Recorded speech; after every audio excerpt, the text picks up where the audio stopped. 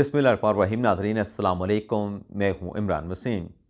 नाज़रीन, तहरीक इंसाफ के रहनुमाओं के लिए एक बुरी ख़बर है जिसमें पीटीआई के रहनुमाओं के नॉमिनेशन पेपर रिजेक्ट कर दिए गए हैं।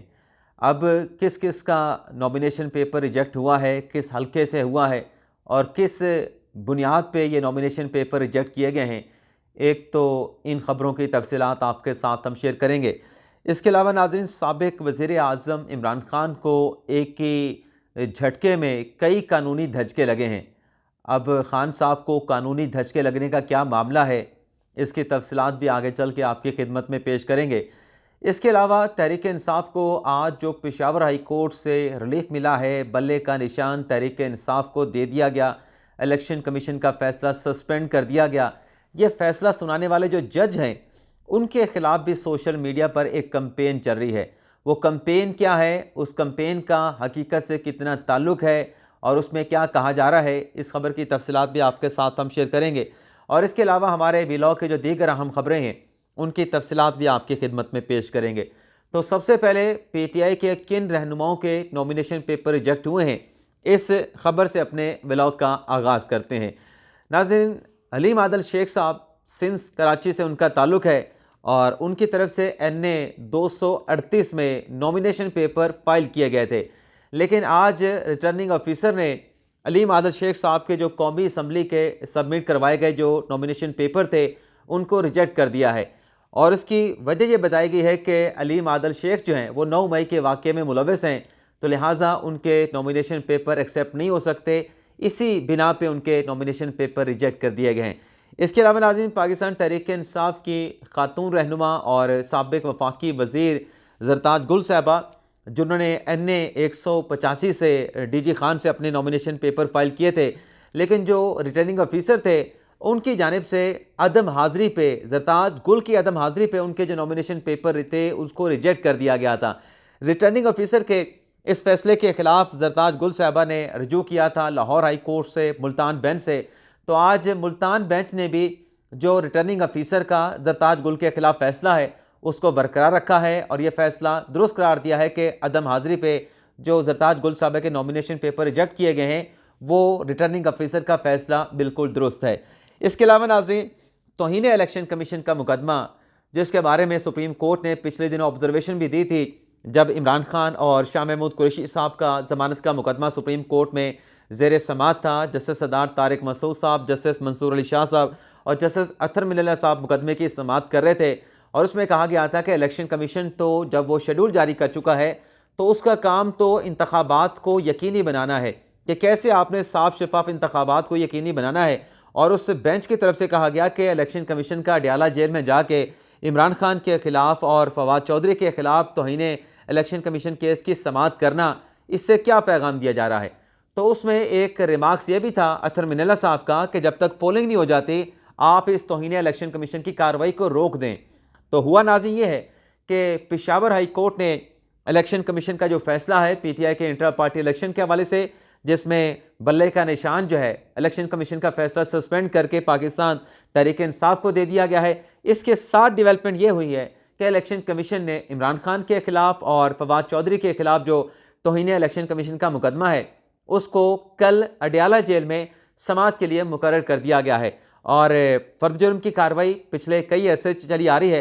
हर मरतबा तारीख आती है कि इस तारीख को चार्जशीट किया जाएगा इमरान खान को, फवाद चौधरी पर, लेकिन ये फ़र्द जुर्म की कार्रवाई जो है वो मुकम्मल नहीं हो पा रही। तो कल की तारीख भी चार्जशीट के लिए रखी है, तो देखते हैं क्या होता है। पिछले समाअत पे तो फवाद चौधरी साहब की एप्लीकेशन आई थी कि ओपन हियरिंग करें अडयाला जेल में, तब आप जो फ़र्द जुर्म की कार्रवाई है वो आप आगे बढ़ा सकते हैं। तो देखते हैं कि कल की अदालती कार्रवाई में क्या होता है। इसके साथ साथ नाज़रीन, जैसा कि मैंने जिक्र किया पेशावर हाई कोर्ट के फ़ैसले का, पेशावर हाई कोर्ट ने तहरीरी फ़ैसला भी आज की समाअत का जारी कर दिया है। उस फैसले के मंदरजात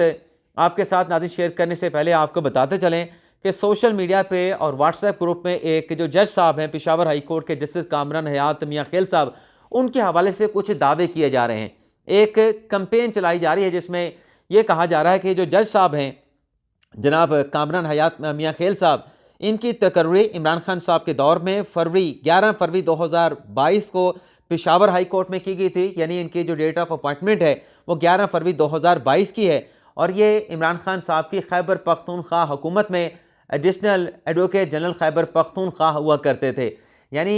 जज साहब ने जो फैसला दिया, उस फैसले के हवाले से कहा जा रहा है कि ये जज साहब माजी में पीटीआई की जो गवर्नमेंट रही 2018 से लेके 2023 तक, उसमें ये केपी के हुकूमत के सरकारी वकील थे। प्रिंसिपल लॉ ऑफिसर के नीचे जो एडिशनल एडवोकेट जनरल होता है, वो जिम्मेदारियां केपी हुकूमत ने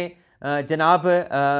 कामरान हयात मियां खिल साहब को दे रखी थी। अब ये सोशल मीडिया पे कैंपेन चल रही है और ये हम देखते हैं कि इस तरह का फैसला आए, किसी के हक में आए, किसी के खिलाफ में आए, इस तरह की कैंपेनें चलना शुरू हो जाती हैं। मैं तो इस कैंपेन के बारे में कुछ नहीं कहूँगा कि वाकई ही कि जज साहब जो है पीटीआई के दौर में 2018 से लेकर 2022 तक जो है वो खैबर पख्तूनख्वा के एडिशनल एडवोकेट जनरल थे या नहीं थे, लेकिन मेरे ख्याल से इस फैसले के बाद इलेक्शन कमीशन के पास अभी भी ऑप्शन मौजूद है कि ये जो फैसला है पेशावर हाई कोर्ट का, इस अबूरी हुक्मनामे को वो सुप्रीम कोर्ट में चैलेंज कर सकते हैं। और वहाँ से जिस तरीके से लाहौर हाई कोर्ट का एक फ़ैसला आया था जिसमें रिटर्निंग अफसरान की तैनातियों के नोटिफिकेशन लाहौर हाई कोर्ट ने सस्पेंड कर दिए थे, हो सकता है कि जिस तरीके से आज पीटीआई को पेशावर हाई कोर्ट से रिलीफ मिला है, उसी तरीके से इलेक्शन कमीशन को जो है वो सुप्रीम कोर्ट से रिलीफ मिल जाए। और लेकिन देखना ये होगा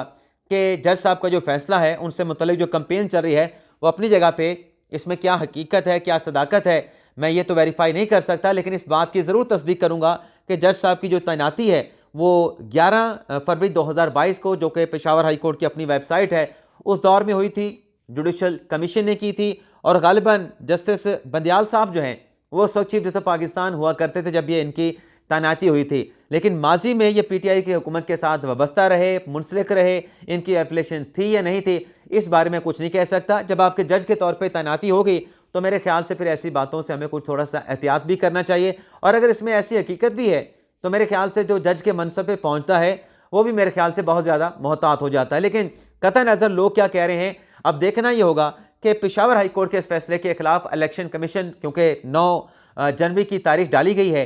तो 9 जनवरी से की तारीख से पहले पहले कब जो है इलेक्शन कमीशन इस मामले पे सुप्रीम कोर्ट ऑफ पाकिस्तान से रिव्यू करता है। अब आ जाते हैं जो पेशावर हाई कोर्ट ने फैसला जारी किया है। इस तहरीरी फैसले में नाज़रीन कहा गया है कि 8 फरवरी को इंतखाबात होने जा रहे हैं। 13 जनवरी को इलेक्शन कमीशन की जानिब से जो कैंडिडेट्स होंगे उनको इलेक्शन सिंबल अलॉट होने हैं। एक सियासी जमात जिसको लोग वोट डालते हैं उसको इंतखाबी निशान से महरूम रखा गया है। वैसे नाज़रीन जो फैसले की लैंग्वेज हमने रिपोर्ट जो हमने पढ़ी है उससे तो ऐसा लगता है कि जज साहब ने कोई अबूरी हुक्मनामा नहीं, जैसे हतमी तौर पर केस का फैसला कर दिया है। आगे कहा गया है कि इसलिए 22 दिसंबर का इलेक्शन कमीशन का जो फैसला है इंट्रा पार्टी इलेक्शन के हवाले से उसको सस्पेंड किया जाता है। और ये इलेक्शन कमीशन को हुक्म दिया गया इस फैसले में कि जो पीटीआई का इंट्रा पार्टी इलेक्शन के हवाले से सर्टिफिकेट है उसको इलेक्शन कमीशन अपनी वेबसाइट पर जारी करे और आइंदा समात पे तमाम फरीकैन को नोटिस जारी किए जाते हैं और आइंदा तारीख जो है वो इस केस की 9 जनवरी होगी। तो ये नाज़रीन तहरीर हुक्मनामा आज की पेशावर हाई कोर्ट में समात का। इसके अलावा नाज़रीन शाह महमूद कुरैशी साहब जिनको सुप्रीम कोर्ट ने ज़मानत पर रिहा किया, और पिछले व्लॉग में आपको मैंने बताया कि अनलकी निकले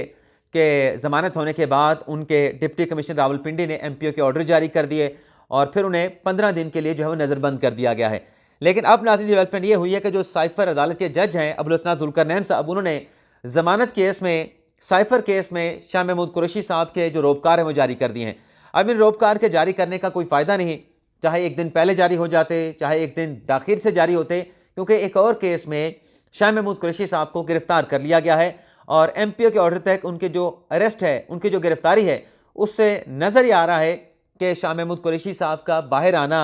फ़िलहाल मकसूद नहीं है। इसके अलावा नाज़रीन आपको ये भी बताते चलें कि अगर शाह महमूद कुरैशी साहब बाहर आ जाते तो एक तरीके से बड़ी दिलचस्प सूरत हाल भी बननी थी